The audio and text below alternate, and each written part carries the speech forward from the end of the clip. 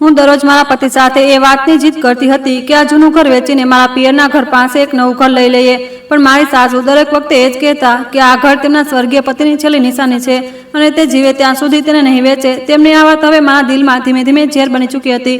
પછી એક દિવસ મેં એક અજાણ્યા માણસને પૈસા આપીને ઘરની અંદર મોકલ્યો અને બહારની કડી લગાવીને મારા પતિને ફોન કરી દીધો અને તેને ભડકાવી દીધો કે તારી માતા તેના રૂમમાં કોઈ પારકા મર્દ સાથે છે.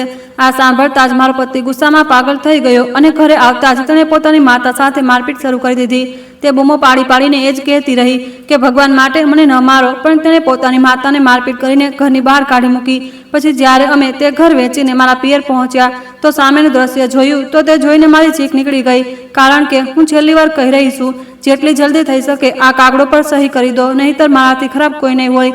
જો ઘી સીધી આંગળીએથી નહીં નીકળે તો યાદ રાખજો, હું પછી આંગળી વાકી કરીને ઘી કાઢી લઈશ. આ કડવા અને તીખા શબ્દો બોલતા હું મારા શ્વાસ પર માંડ કાબુ રાખી શકતી હતી અને ખરાબ રીતે ગળું ફાડી ફાડીને સાસુ ઉપર બૂમો પાડી રહી હતી. મારો અવાજ કડક સાંભળીને તે અંદરથી બિલકુલ ડરેલી અને સહમેલી ગઈ હતી, પણ તેમની જીદ પર હવે બદલો લેવાની હતી. તે પોતાની વાતથી એક ઇંચ પણ પાછળ હટવા તૈયાર નહોતી અને તે એક ઠીડની જેમ મારા જેવી વહુનો મક્કમતાથી સામનો કરતા ગુસ્સાથી બોલી કે તું ભલે ગમે તે રસ્તો અપનાવી લે, પણ મારો દીકરો માત્ર મારી જ વાત સાંભળશે અને હંમેશા યાદ રાખજે, મારા જીવતે જીવ તે બિલકુલ પણ આ મકાન વેચવા નહીં દે. સાચું તો એ છે કે આ સમયે મારી સાસુના દિલમાં એક ઊંડો ડર અને અજાણ્યો ખોફ પણ છુપાયેલો હતો કે ક્યાંક સાચે જ તેમના લાડલા દીકરાએ જો મારા કહેવા પર આ ઘર વેચી દીધું, જો તેમણે મારી વાત માની લીધી તો પછી તેનું પરિણામ શું આવશે?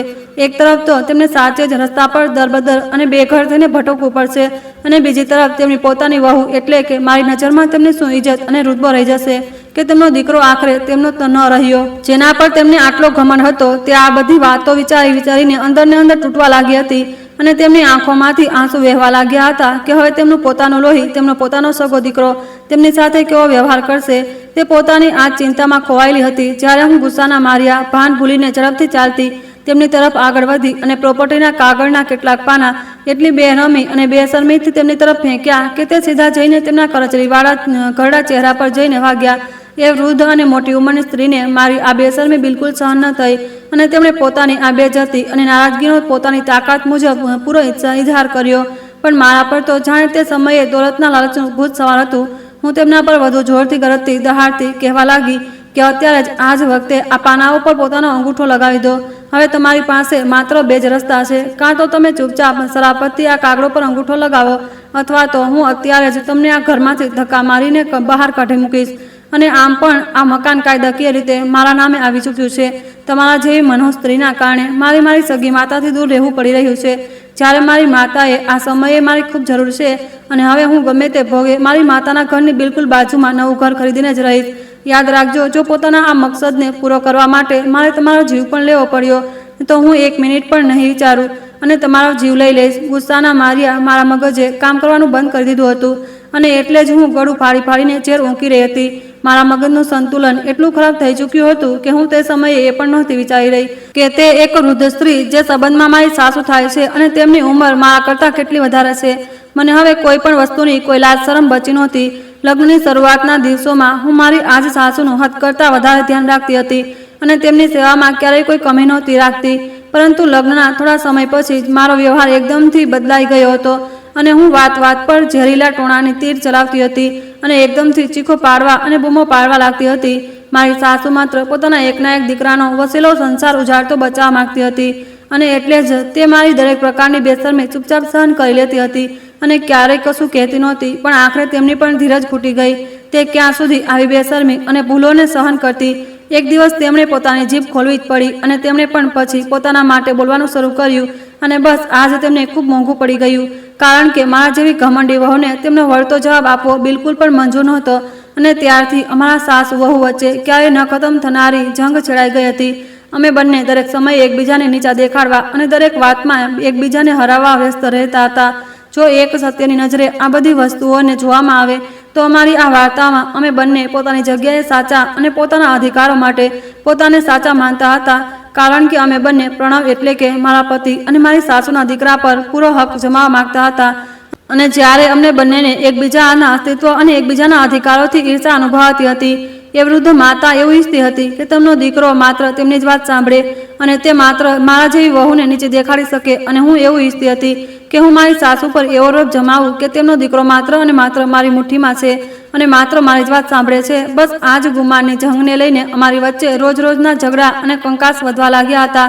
જ્યારે મેં મારી સાસુને પોતાના જ ખ્યાલોમાં ખોવાયેલી જોઈ તો પછી હું આ સોનેરી તકનો ફાયદો ઉઠાવતા જલ્દીથી પેપર પર સહી અને અંગૂઠો કરાવવાની મારી ઘટિયા કોશિશ કરવા માટે આગળ હાથ લંબાવવા લાગી. પણ મારી સાસુ પણ ત્યાં સુધી તો પોતાના પૂરા હોશમાં પાછી આવી ચૂક્યા હતા. મારી આ ધૃણાસ્પદ હરકત પર તે ગુસ્સાથી ખરાબ રીતે ઝંઝેડાઈ ઉઠ્યા અને આગ બબૂલા થતાં તેમણે તે કિંમતી કાગળો જ વચ્ચેથી ફાડીને નાના નાના ટુકડાઓમાં વેચી દીધા. જ્યારે મેં મારી આંખોની સામે પ્રોપર્ટીના કાગળોને આ રીતે ટુકડે ટુકડા થતા જોયા તો એકવાર ફરીથી મારા ગુસ્સા પરનો કાબુ ખતમ થઈ ગયો અને હું એકદમ ભાન ભૂલીને સાસુ પર ત્રાટકી અને તેમને બેડ પરથી નીચે ખેંચતા ઢસડવા લાગી. પછી ધક્કા મારીને તેમને ઘરની બહાર કાઢવા લાગી. તે એક નબળી અને વૃદ્ધ સ્ત્રી હતી અને તે મારા જેવી યુવાન સ્ત્રીના જોરદાર ધક્કા અને મારપીટને સહન કરી શકતી નહોતી. એટલે જ તેમનું સંતુલન બગડી ગયું અને તે ધડામ દઈને નીચે ફર્શ પર પડી ગઈ. નીચે પડતા જ તેમના હાથમાં દર્દની એવી ભયંકર અને તેજ લહેર ઉઠી કે તેમના મોઢામાંથી એક ભયાનક ચીખ નીકળી ગઈ. તે સમયે તેમને એવું લાગ્યું જાણે કોઈએ તેમનો હાથ તેમના શરીરથી કાપીને અલગ કરી દીધો હોય. અને આ તેમની કમનસીબી હતી કે તે સમયે તેમનો દીકરો ઘરે નહોતો, પરંતુ આ જ વાત કિસ્મતથી મારા માટે ખુશનસીબી હતી. નહીંતર તે મને આવું જુલ્મી કામ કરવાથી જરૂર રોકત અને કદાચ મારી આવી બેશરમી અને મને ખૂબ મોટી સજા પણ આપત. મારી સાસુની ઉંમર ઠીકઠાક હતી અને એટલે જ ફર્શ પર જેવી તે જોરથી પડી કે તરત જ તેમના હાથનું હાડકું તૂટી ગયું અને તે દર્દના માર્યા ખરાબ તડપવા લાગી અને ચીખો પાડવા અને બૂમો પાડવા લાગી. તે સતત રડી રહી હતી. મેં જ્યારે મારી સાસુને આ પ્રકારની ભયાનક હાલતમાં જોઈ તો જાણે મારી આંખો ડરના માર્યા બહાર જ નીકળી આવી. મારા ગળામાંથી હવે અવાજ નહોતો નીકળી શકતો રહ્યો. ત્યારે જ મેં તેમના હાથ પાસેથી લોહી પણ નીકળતું જોયું. હવે તે જાણે ડરના મારી અમારો જીવ નીકળવા લાગ્યો હતો. હું તરત જ ગભરામણમાં ઉલટે પગલે પાછળની તરફ દોડી. મને કશું સમજાતું નહોતું. ત્યારે જ હું ગલીના વળાંક પર રહેતા એક ડૉક્ટર પાસે પહોંચી અને તેમને તરત જ ઇમરજન્સીમાં મારી સાથે બોલાવીને ઘરે લઈ આવી. જ્યારે ડૉક્ટર સાહેબ મારી સાથે અમારા ઘરે આવ્યા ત્યાં સુધી મારી સાસુ દર્દની તીવ્ર પીડાના કારણે તરતતા બેભાન થઈ ચૂક્યા હતા. જ્યારે સાસુને થોડીવાર પછી હોશ આવ્યો તો ડૉક્ટરે ચેકઅપ કર્યા પછી ખૂબ જ ગંભીરતાથી મને કહ્યું કે જુઓ, આમને ઘણી ઈજા પહોંચી છે અને તેમની માનસિક હાલત પણ ઠીક નથી લાગી રહી. એટલે હવે આમને કોઈ પણ પરેશાનીવાળી કે આઘાત આપનારી વાત ન કરતા, કારણ કે તેમનું દિલ પણ ખૂબ નબળું છે. જો તમે એવું કંઈ પણ કર્યું તો આમને હાર્ટ એટેક પણ આવી શકે છે. એટલે પૂરી કોશિશ કરજો કે કોઈ પણ એવી વાત ન કરો જે આમને માનસિક રીતે પરેશાન કરે. અને તેમના હાથનું હાડકું તૂટી ચૂક્યું છે એટલા માટે તમારે આમને કોઈ મોટી હોસ્પિટલમાં લઈ જવા પડશે. જો આ વધારે સમય સુધી આ જ હાલતમાં અહીં રહ્યા તો પછી તેમના હાથનું હાડકું પોતાની અસલી જગ્યા પર ક્યારેય પાછું જોડાઈ શકશે નહીં. આ ઉંમરમાં આમ પણ હાડકું તૂટવા પર તેને ઠીક થવામાં ઘણો સમય લાગી જાય છે.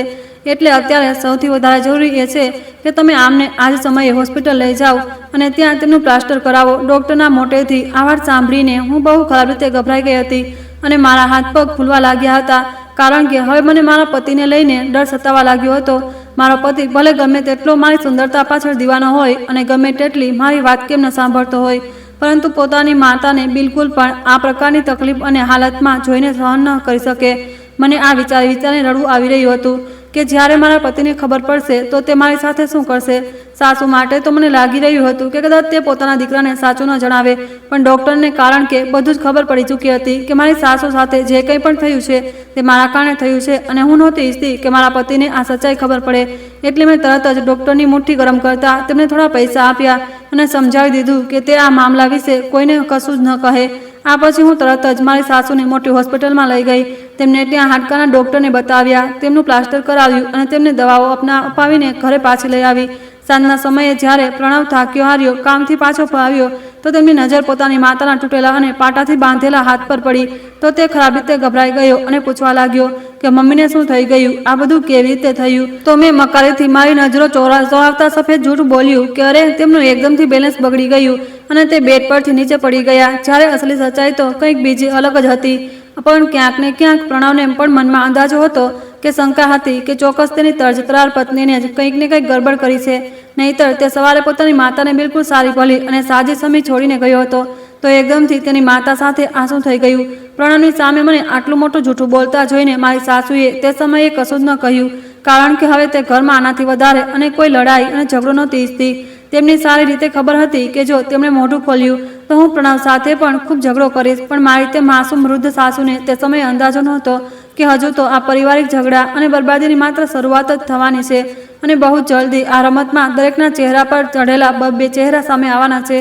તે સમયે તો તેમણે બધું સહન કરી લીધું અને પોતાની આજ નાદાની અને મમતામાં ચૂપ રહીને તેમણે બહુ મોટી ભૂલ કરી દીધી હતી, જેનું નુકસાન અને સજા તેમને પોતાની આખી જિંદગી માટે ભોગવવી પડી.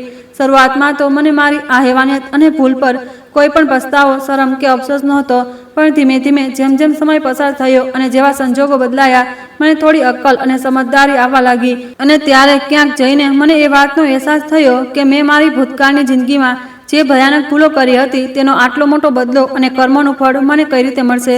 મારી સાસુ અને મારી વચ્ચે હવે પરિસ્થિતિ એ હદ સુધી ખરાબ થઈ ચૂકી હતી કે અમે બંને એકબીજાનો સામનો કરવો તો દૂર, એક જ છત નીચે હવે શ્વાસ લેવાનું પણ પસંદ નહોતા કરી રહ્યા.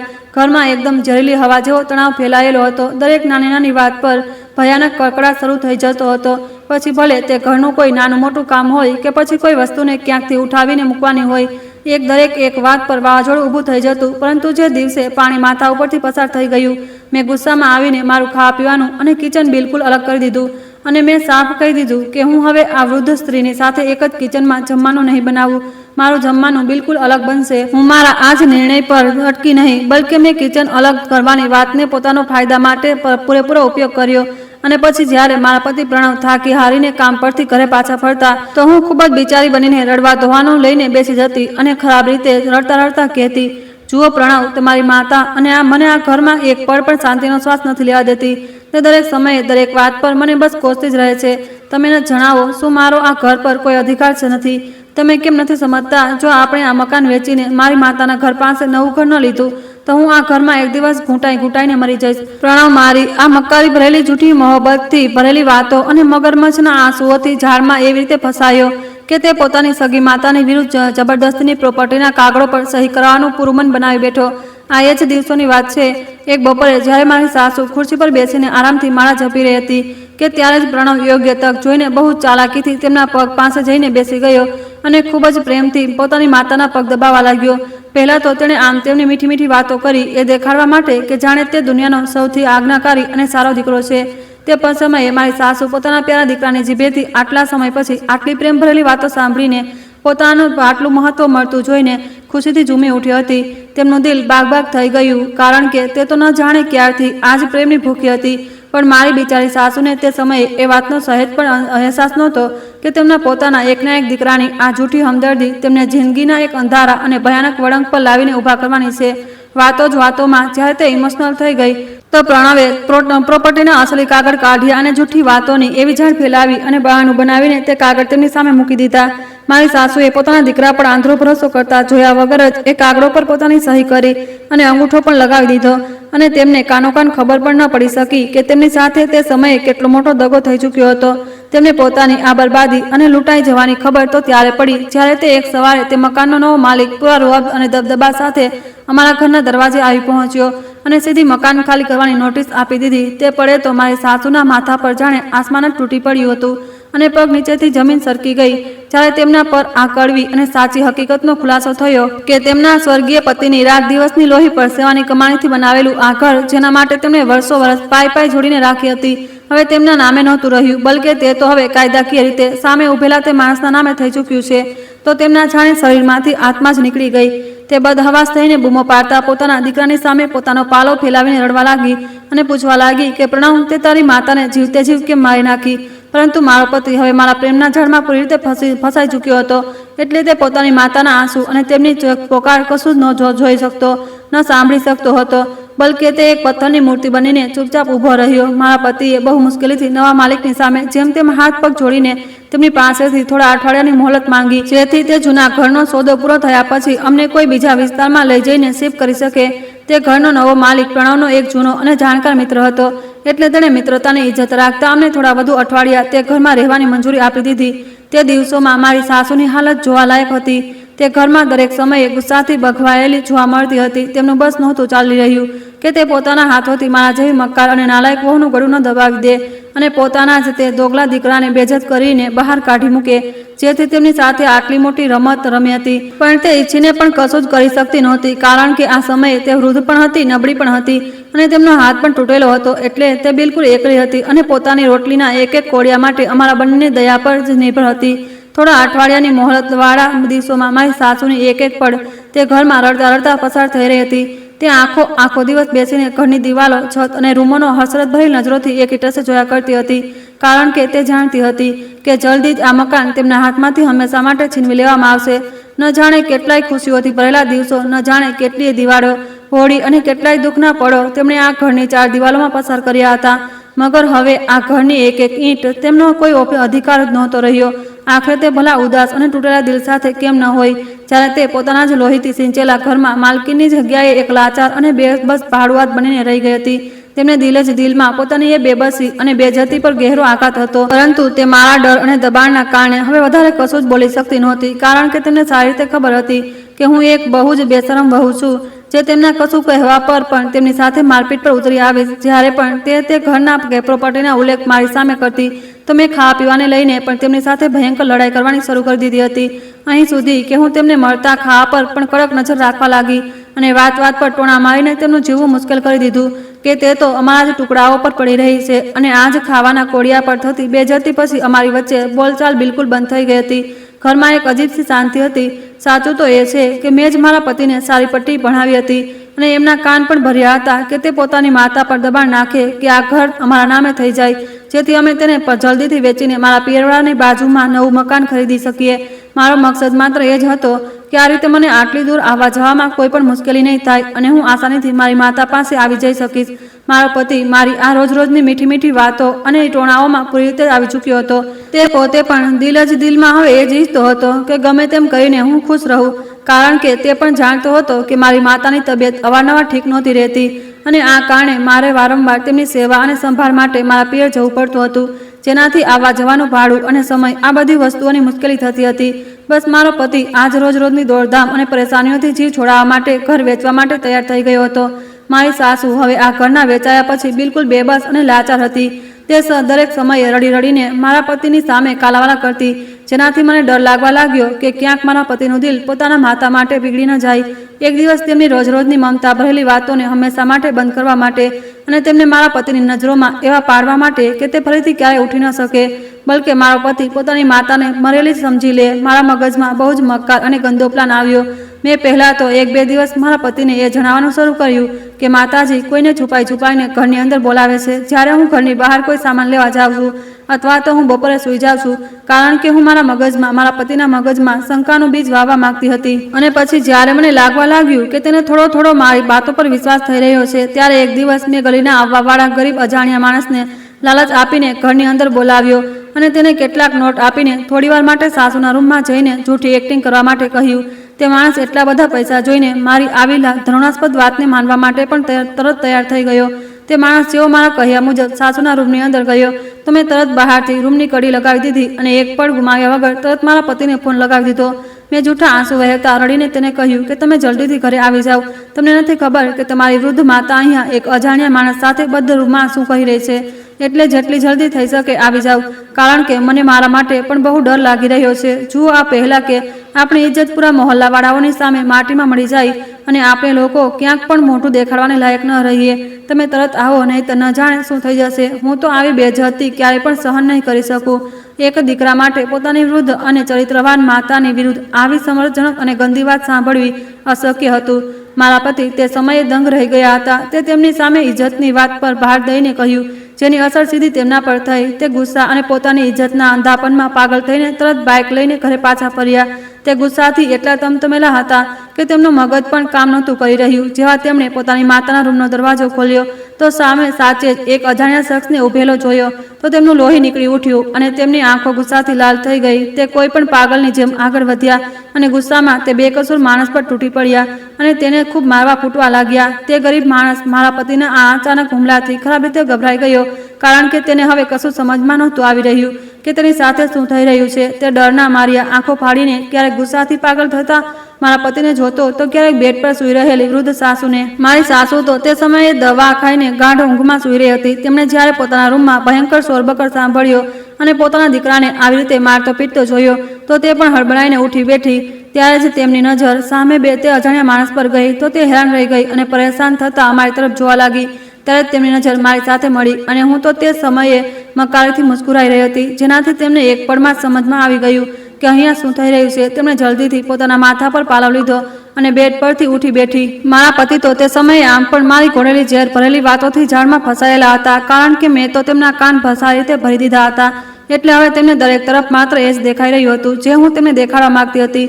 ગુસ્સામાં આવીને તેમણે પોતાની માસૂમ માતા, જેમણે તેમને 9 મહિના પોતાની કુખમાં રાખ્યા, તેમનો ઉછેર કર્યો, જિંદગીમાં પહેલીવાર તેમના પર જાનવરની જેમ બૂમો પાડી અને તેમના પર એવા ઇંજમ લગાવ્યા કે તે વૃદ્ધ માતાની આત્મા સુધી રડી પડી. મારા પતિનો આટલો ઊંચો અને ભયંકર અવાજ સાંભળીને ગલી મોહલ્લાનો દરેક આસપાસનો માણસ અમારા ઘર તરફ ધ્યાન આપવા લાગ્યો. કેટલાક લોકો ઉપર છજ્જા ઉપરથી ડોક્યું કરવા લાગ્યા તો કેટલાક લોકો બારીઓ ખોલીને પણ જોવા લાગ્યા. મારા પતિને પોતાની ઇજ્જત આ રીતે નીલામ થતી જોઈને બહુ ગુસ્સો આવી રહ્યો હતો. તે સમયે તે એકદમ આંધળા, બહેરા અને મૂંગા થઈને કશું નહોતા સમજી રહ્યા. તેમને પોતાની રડતી, કકડતી, પાલો ફેલાયેલી માતા પણ નહોતી દેખાઈ રહી.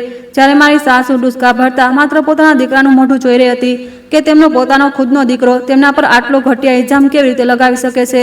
મારા પતિ વારંવાર સવાલ પૂછી રહ્યા હતા અને મારી સાસુ ખામોશ નજરોથી મારા પતિને જ જોઈ રહી હતી, જે કારણે તેમના દિલમાં દયા પેદા થવાની જગ્યાએ ગુસ્સો અને વધારે ભડકી રહ્યો હતો, કારણ કે તેમના મગજ પર તો મારી અસર હતી અને આંખો પર મારા ફરેબની પટ્ટી બાંધાયેલી હતી અને ઇજ્જતના નામે તેમનું માનસિક સંતુલન બગડી ચૂક્યું હતું.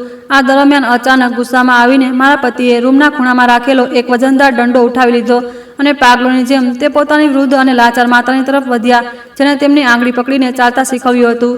તેમણે આવ જોયું, તાવ અને દંડાથી પોતાની માતા પર બેરહમથી વાર કરવાનું શરૂ કરી દીધા. તે બિચારી વૃદ્ધ સ્ત્રી દર્દના કારણે ચીખો પાડતી રહી, બૂમો પાડતી રહી, તડપતી રહી અને રડી રડીને પોતાના દીકરાની આગળ હાથ જોડતી રહી. પણ તે સમયે તેમના દીકરા પર તો ન જાણે પોતાની માતાને મારવાનું ભૂત સવાર થઈ ચૂક્યું હતું. તે સમયે તેમની આંખો પર પટ્ટી બંધાયેલી હતી. તેમણે તો પોતાની માતાના તૂટેલા હાથની પણ શરમ ન રાખી. હું એક ખૂણામાં ઊભી આ બધો દિલ દહેલાવી દેનારો નજારો જોઈ રહી હતી. પણ મારી જેવી ઘટિયા અને નિર્દયી વહુને પણ તે તરફથી માતાના રડવાના અને ચીખવાના અવાજથી કોઈ ફરક નહોતો પડી રહ્યો, કારણ કે મારા દિલમાં તો હવે દયાનું કોઈ નામો નિશાન સુધી નહોતું.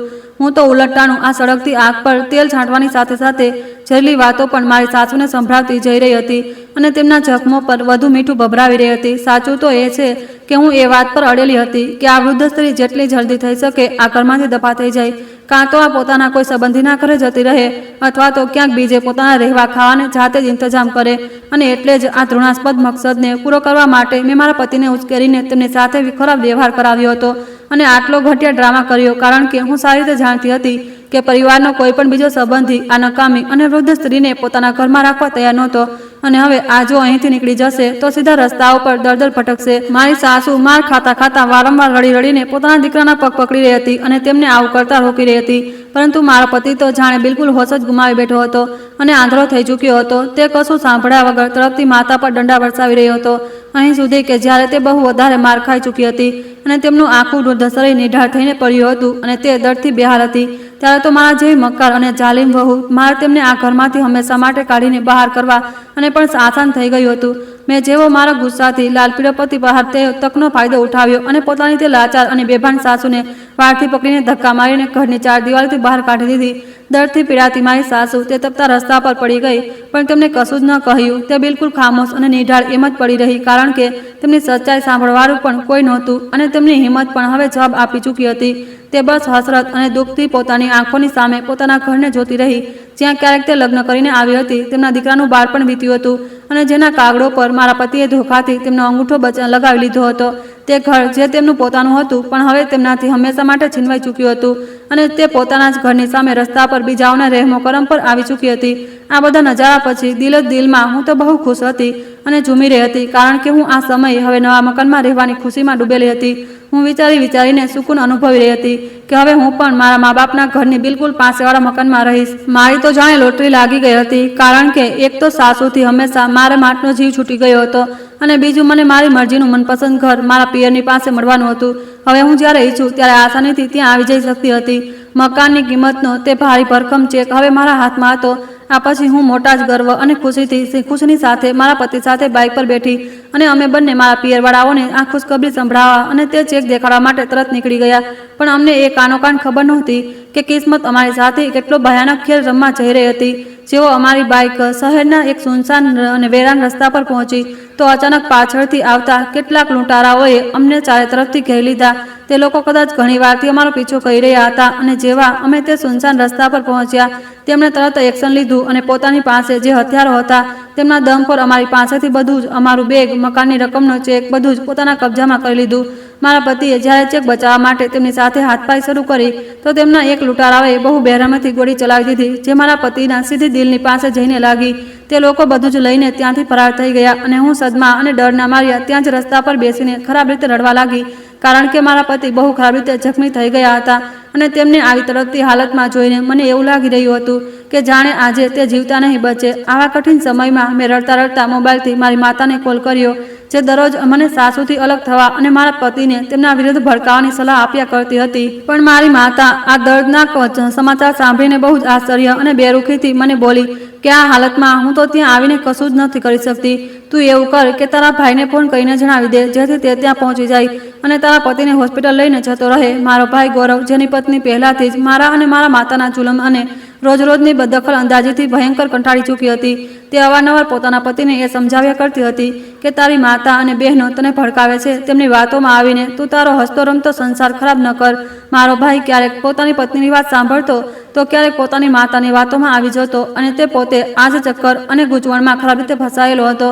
તેને સમજમાં નહોતું આવતું કે તે ક્યારે કોની સાંભળે અને કોનો સાથ આપે. તે માનસિક રીતે પહેલાથી જ બહુ પરેશાન હતો અને એવામાં જ્યારે તેને મારી માતા તરફથી આ ખબર મળી હતી કે બહેનના પતિને ગોળી લાગી ગઈ છે અને તે મકાનની રકમવાળો ચેક પણ લૂંટાઈ ચૂક્યો છે, તો આ ખબર ગૌરવ માટે કોઈ મોટા ધમાકાથી કમ નહોતો.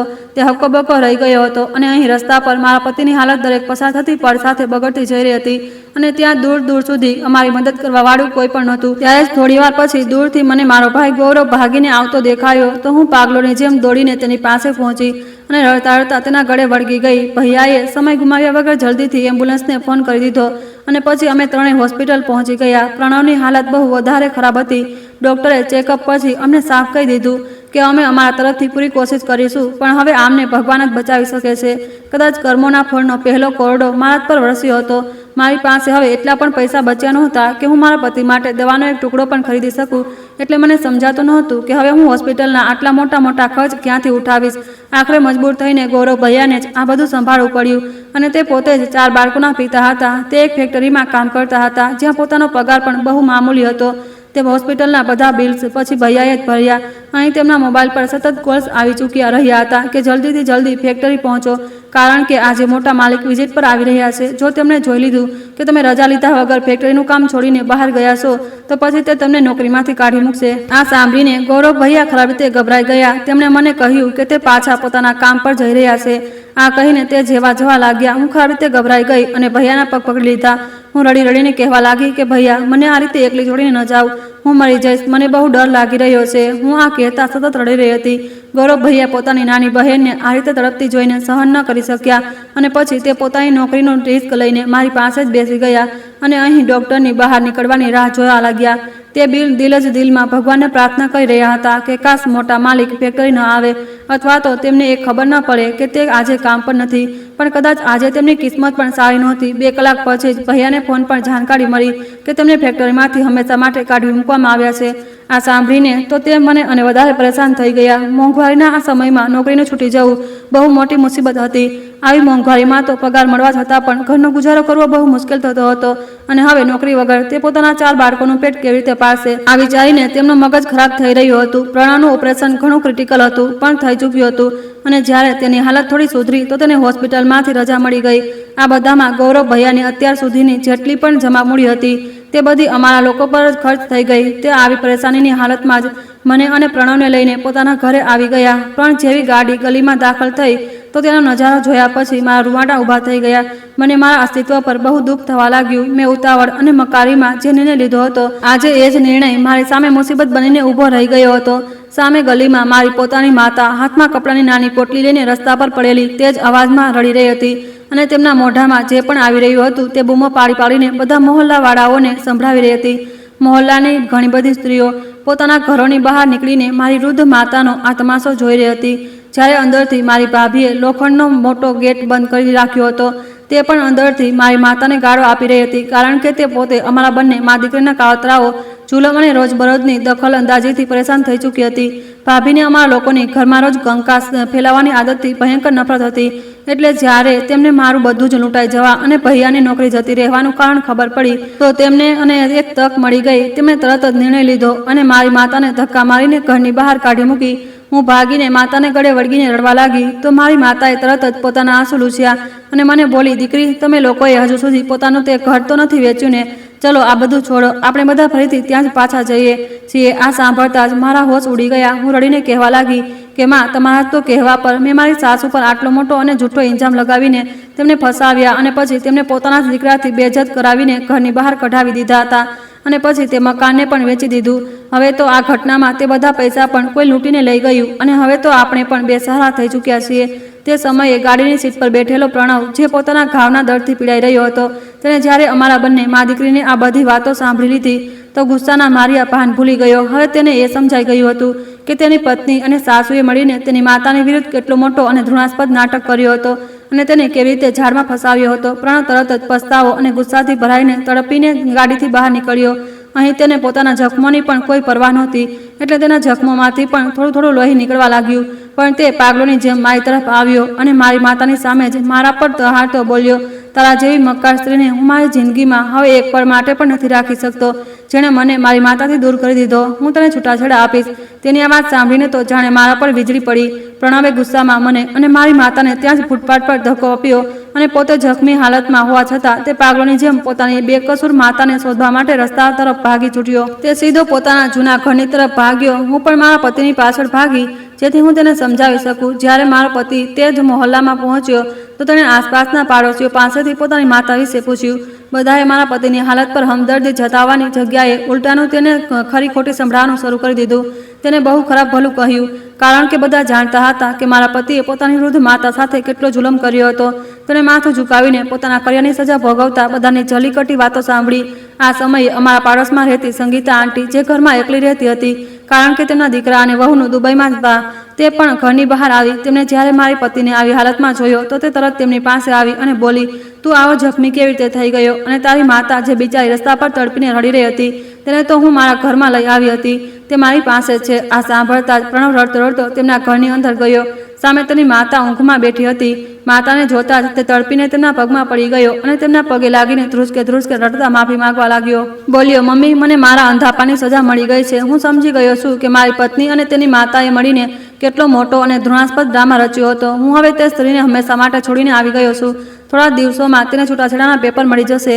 થઈ શકે તો તમે મને માફ કરી દો માં. મારી સાસુએ રડતા રડતા પોતાની પાપી દીકરાના માથા પર હાથ રાખ્યો અને તેને માફ કરી દીધો. તે સમયે મારા પતિને એવું લાગ્યું કે જાણે તેના બધા જખમો ધીમે ધીમે ઠીક થવા લાગ્યા. પ્રણવે પોતાની માતાના આશીર્વાદ લીધા અને પછી તેણે નિર્ણય લીધો કે હવે તે પોતાના જૂના ઘરને કોઈ પણ સંજોગોમાં પાછું લેશે જે તેને ધોખાથી વેચ્યું હતું. કારણ કે હજુ સુધી તેને નોકરી નહોતી ગઈ તો તેની પાસે એક આશા હજુ બાકી હતી. તે સીધો પોતાના તે નજીકના મિત્ર પાસે ગયો જેને તે આ મકાન વેચ્યું હતું. પ્રણવે રડતા રડતા પોતાની બરબાદી અને મારા મક્કાર, જૂઠ અને ડ્રામાની બધી દાસ્તાન પોતાના મિત્રને સામે રાખી દીધી અને હાથ જોડીને કહ્યું, દોસ્ત, મારી માતાની બદદુઆએ મને રસ્તા પર લાવીને ઊભો કરી દીધો છે. ભગવાન માટે મારું તે પુશ્તેની મકાન મને પાછું કરી દે. હું ગમે તેમ કરીને તારા પૈસા પાછા આપી દઈશ. તે સમયે સંગીતા આંટી પણ પ્રણવની સાથે હતી. તેમણે પણ પ્રણવના મિત્રને સમજાવવાની કોશિશ કરી, અહીં સુધી કે પોતાની જમા મૂડીમાંથી એક મોટી રકમ પણ ઉધાર તરીકે પ્રણવને આપી દીધી. પ્રણવે સંગીતા આંટીના પૈસા અને પોતાની ઓફિસમાં વાત કરીને મોટી એડવાન્સ સેલરી લઈને અને આમ તેનાથી થોડું ઘણું ઉધાર એકઠું કરીને એક ઠીકઠાક રકમ પોતાના મિત્રને આપી દીધી. આ બધું જોઈને તેની મિત્રનું દિલ પીગળી ગયું અને તેણે બાકીની રકમ ધીમે ધીમે આપવાનો વાયદો લઈને તે મકાન મારા પતિને પાછું આપી દીધું. પ્રણવ હવે પોતાની નોકરીની સાથે સાથે રાત દિવસ એક્સ્ટ્રા પાર્ટ ટાઈમ કામ કરવા લાગ્યો, જેથી તે જલ્દીથી જલ્દી પહેલા સંગીતા આંટીનું ઉધાર અને પછી પોતાના મિત્રને બચેલા પૈસા પાછા આપી શકે. આખરે મારો પતિ પોતાની માતાને પૂરા ઇજ્જત અને સન્માનની સાથે ફરીથી તેમના તેજ સ્વર્ગ જેવા પુસ્તકની ઘરમાં પાછા લઈ આવ્યો. જ્યારે બીજી તરફ કર્મોના ફળોની ચક્કી એવી ફરી કે મારી માતા અને મારા પર જે મુસીબત તૂટી તેણે અમને દર દર ભટકવા ફૂટપાથ પર આમ તેમ રહેવા માટે મજબૂર કરી દીધા. મને મારા પતિએ છૂટાછેડા આપી દીધા હતા અને હવે મારી પાસે કોઈ પૈસા પણ નહોતા જેનાથી માથું છુપાવવાનું ઠેકાણું કે કોઈ સહારો મળે.